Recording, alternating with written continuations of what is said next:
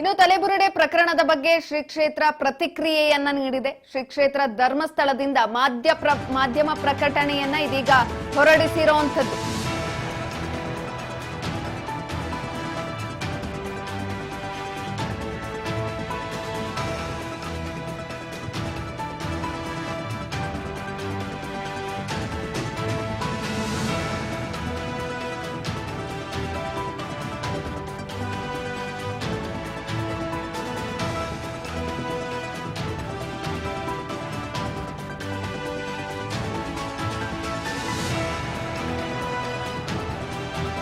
ತಲೆಬುರುಡೆ ಪ್ರಕರಣದ ಬಗ್ಗೆ ಇದೀಗ ಶ್ರೀ ಕ್ಷೇತ್ರ ಪ್ರತಿಕ್ರಿಯಿಸಿದೆ.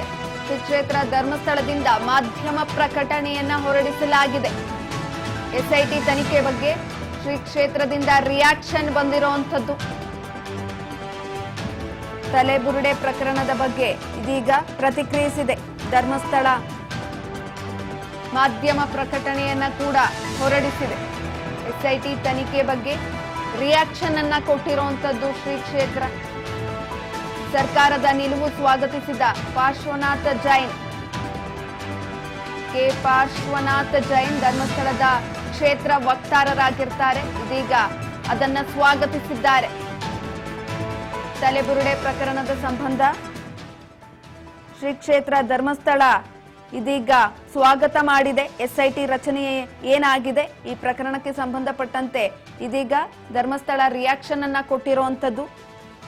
ಧರ್ಮಸ್ಥಳ ಅರಣ್ಯ ಪ್ರದೇಶದಲ್ಲಿ ನೂರಾರು ಶವಗಳನ್ನ ಹೂತಿಟ್ಟಿರುವಂತಹ ಪ್ರಕರಣಕ್ಕೆ ಸಂಬಂಧಪಟ್ಟಂತೆ ಎಸ್ಐಟಿಯನ್ನ ರಚನೆ ಮಾಡಲಾಗಿತ್ತು. ತನಿಖೆಗೆ ಆದೇಶವನ್ನ ಕೂಡ ಹೊರಡಿಸಲಾಗಿತ್ತು. ಇದೀಗ ಶ್ರೀ ಕ್ಷೇತ್ರ ಧರ್ಮಸ್ಥಳದ ವಕ್ತಾರ ಕೆ ಪಾರ್ಶ್ವನಾಥ್ ಜೈನ್ ಅದನ್ನ ಸ್ವಾಗತಿಸಿದ್ದಾರೆ. ಈ ಕುರಿತು ಪ್ರಕಟಣೆಯನ್ನ ಕೂಡ ಹೊರಡಿಸಿದ್ದಾರೆ. ಧರ್ಮಸ್ಥಳ ಗ್ರಾಮದ ಪೊಲೀಸ್ ಠಾಣೆಯಲ್ಲಿ ದಾಖಲಿಸಿರುವ ಹಲವಾರು ಶವಗಳನ್ನ ಹೂತಿದ್ದೆ ಎಂಬ ದೂರು ಪ್ರಕರಣವು ಇತ್ತೀಚಿನ ದಿನಗಳಲ್ಲಿ ರಾಷ್ಟ್ರೀಯ ಮಟ್ಟದಲ್ಲಿ ಹಲವಾರು ಊಹಾಪೋಹಗಳು ಅದೇ ರೀತಿಯಾಗಿ ಗೊಂದಲಗಳನ್ನ ಹುಟ್ಟಿ ಹಾಕಿದ್ದವು. ಈ ಘಟನೆಗೆ ಸಂಬಂಧಿಸಿದಂತೆ ಪ್ರಾಮಾಣಿಕವಾಗಿ ತನಿಖೆ ನಡೆಯಬೇಕು. ನಮ್ಮ ಹಾಗೂ ಸಾರ್ವಜನಿಕರ ನಿರೀಕ್ಷೆಯ ಹಿನ್ನೆಲೆಯಲ್ಲಿ ಈ ಪ್ರಕರಣವನ್ನ ವಿಶೇಷ ತನಿಖಾ ತಂಡಕ್ಕೆ ರಾಜ್ಯ ಸರ್ಕಾರ ಹಸ್ತಾಂತರಿಸಿರುವುದು ಎಂಬುದು ನಮಗೆ ತಿಳಿದು ಬಂದಿದೆ. ರಾಜ್ಯ ಸರ್ಕಾರದ ಈ ನಿಲುವು ಉತ್ತಮವಾಗಿದೆ ಎಂದು ಅವರು ತಿಳಿಸಿದ್ದಾರೆ. ಸಮಾಜದ ನೈತಿಕತೆ ಹಾಗೂ ಶ್ರದ್ಧೆಗೆ ನಿಲುಕುವ ಬಲವಾದ ಆಧಾರವೆಂದರೆ ಸತ್ಯ. ಆದ್ದರಿಂದ ಈ ಪ್ರಕರಣದಲ್ಲಿ ಎಸ್ಐಟಿ ತನಿಖಾ ತಂಡ ಸತ್ಯಾಂಶವನ್ನ ಅತಿ ಶೀಘ್ರವಾಗಿ ಪ್ರಾಮಾಣಿಕವಾಗಿ ತನಿಖೆಯನ್ನ ನಡೆಸಿ ಸಾರ್ವಜನಿಕರ ಮುಂದೆ ಬಹಿರಂಗಪಡಿಸಬೇಕು ಎಂಬುದು ನಮ್ಮ ಆಶಯವಾಗಿದೆ ಅಂತ ಹೇಳಿದ್ದಾರೆ.